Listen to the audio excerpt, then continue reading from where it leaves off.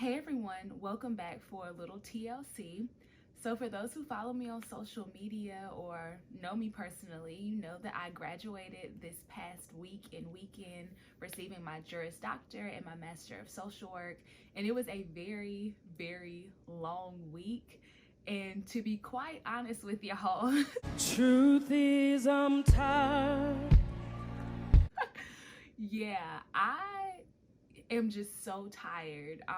And as I was preparing to do a new video for this week, God brought to my remembrance a video that I did several months ago, which asks the question, are you taking care of yourself?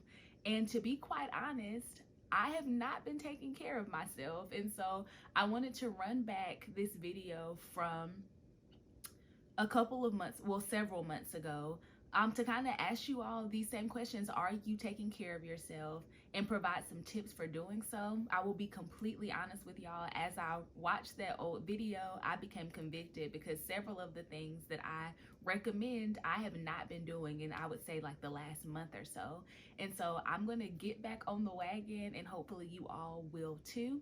So watch this video, take away some of the tips, and let me know if you've been taking care of yourselves in these last couple of months. All right.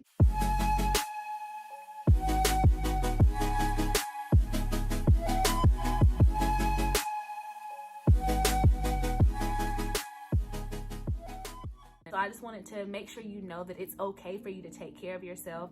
And I wanted to provide some tips for how we can do that with our mind, with our body, and also with our spirit. Now, I'm going to talk about them separately, but I want you to know that they're all intersected. And I definitely believe that how we are mentally definitely impacts our body. How we are spiritually impacts our mind and our body as well. So starting with taking care of your mind, one thing that I really like to do is meditate or set some time aside at night where I'm very intentional about having some conscious breathing and really centering my thoughts.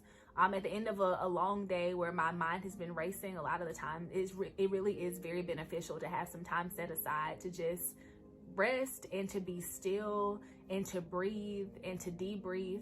I will do a lot of journaling. I will make sure that I have some soft music playing, the essential oils, they're in the diffuser, so it smells nice, really nice wherever I might be.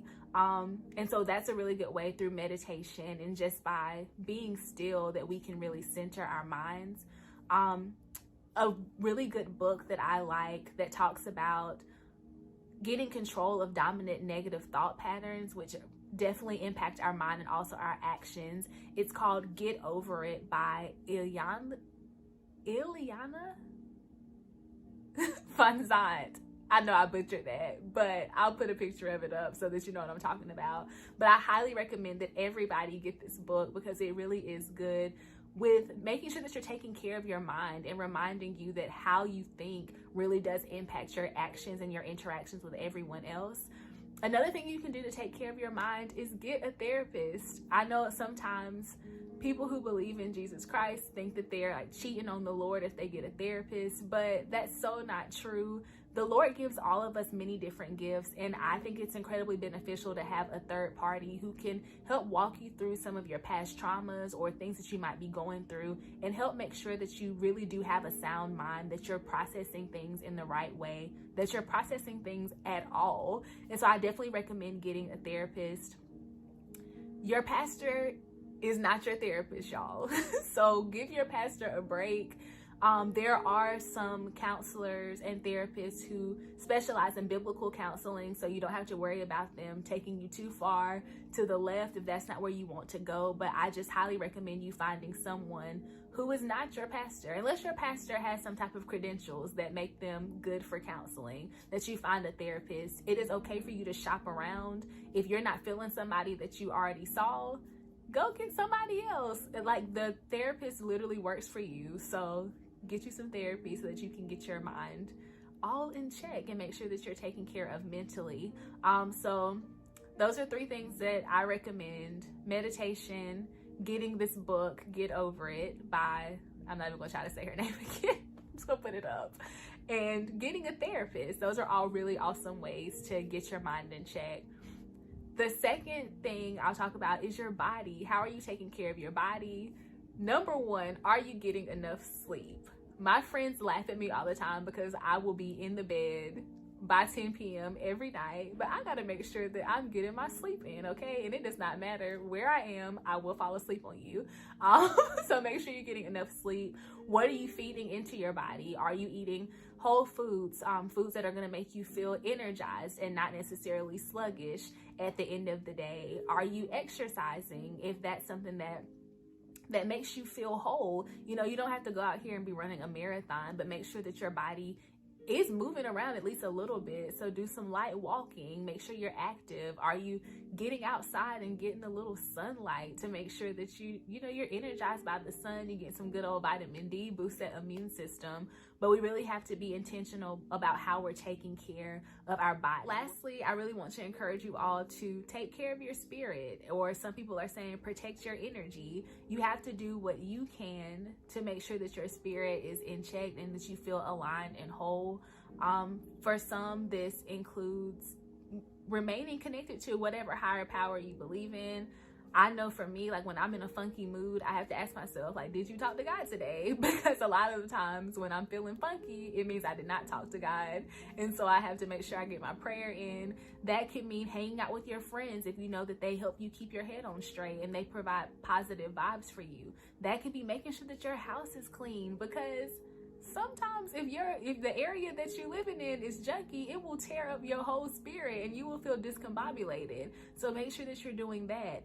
If it's exercising that makes you feel centered, then do that. Don't lose track of the things that you really love to do, the things that make you feel good, just because you have a whole lot going on. If you need to turn off social media for a little while, do that. If that means saying no to some of the things people ask you to do, protect your energy, protect your spirit. If that means cutting off some people who give you bad vibes or who you feel anxious when you're talking to them, cut them off. I give you permission today to protect your own energy, to protect your spirit, and to get rid of the things, the events, or the people who are not making you feel safe, who do not make you feel whole, who are taking more out of you than they are putting back in. Cut them off. Protect yourself. So that's really what I have for today. With so much going on, I wanted to encourage you to take care of yourselves, take care of your mind, take care of your body, and take care of your spirit.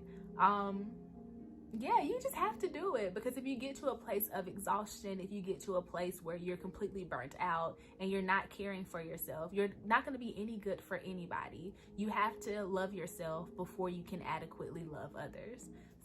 Okay, so I hope that you all enjoyed watching that video. Hopefully you are encouraged and are inspired to continue to take care of yourself, or to start back taking care of yourself, or to start taking care of yourself. If you have some additional tips for how we can take care of ourselves in this season and do that consistently, I would love to see those. I hope that you all rest well this week, and I will see you next time for a little TLC. Bye-bye.